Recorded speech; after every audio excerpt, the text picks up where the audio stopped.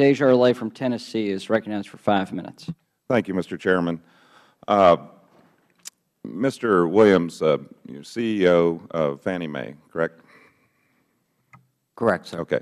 Do you think that Fannie Mae is a success? It's the enterprise is succeeding, doing well.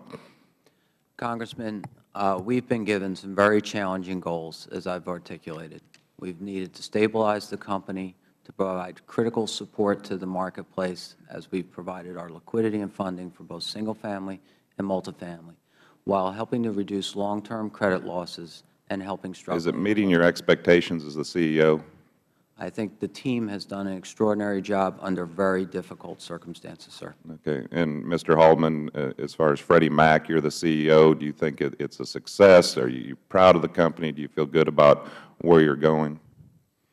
I would divide the company into two parts, and this is in part a reference to an earlier question of whether I would invest in Freddie Mac.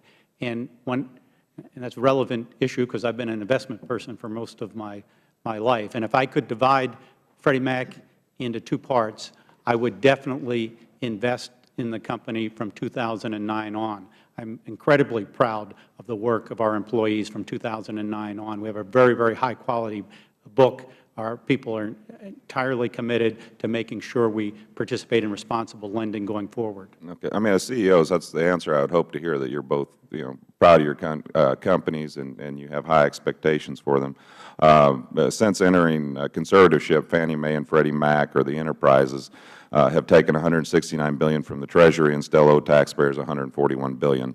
So government ownership of Fannie and Freddie is now the most expensive bailout of the 2008 financial crisis, which sets you on a different level than private sector companies who, if they're profitable, that's good. If they give big bonuses, that's fine. The taxpayers aren't paying for those, so they're not as concerned. But right now the taxpayers are paying for these, and they are very concerned, and that's why we're having this hearing. Mr. DeMarco, getting back to the beginning of the hearing when Mr. Issa, Chairman Issa, was talking about salaries, according to reports, Mr. Williams and Mr. Haldeman made about $4.7 million and $5.1 million respectively last year, and I think Mr. Williams' base salary was $900,000, and Mr. Haldeman was similar to that. So obviously big bonuses involved to reach that $4.7 and $5.1 million. And as was mentioned several times, President Obama makes $400,000 during the span. We as members of Congress make $174,000, and I think you made about $240,000. Do you think that the work of Mr. Williams and Mr. Haldeman warrants 8 times as much pay as the President of the United States? As an economist, sir, I believe that what is perceived as the total compensation value and benefit of various positions goes beyond just the salary that's there. So I don't find it fruitful to measure the compensation of the President of the United States with those of CEOs of major corporations. Well, how about members of Congress right now? The disapproval rating for Congress is pretty high, and even though I think all of our colleagues here feel that we work very hard, I think people feel we get paid too much, and our deficit is $14.3 trillion and rising. I think that if Congress felt that they should get a bonus because we're doing a good job right now, we'd all be voted out of office, and should be, because clearly, the deficit continues, and you all owe the taxpayers $141 billion. So when taxpayers are seeing millions of dollars in bonuses going to the executives, I understand their outrage, and Mr. Haldeman, you said you understood that too. So, Mr. DeMarco, as the conservator of Fannie and Freddie, you are nominally the boss of Mr. Williams and Mr. Haldeman. They can't do much without talking to you first. So do you think that their work is 10 times harder or 10 times more complex than yours? And maybe that the members of Congress, so is their salary difference justified?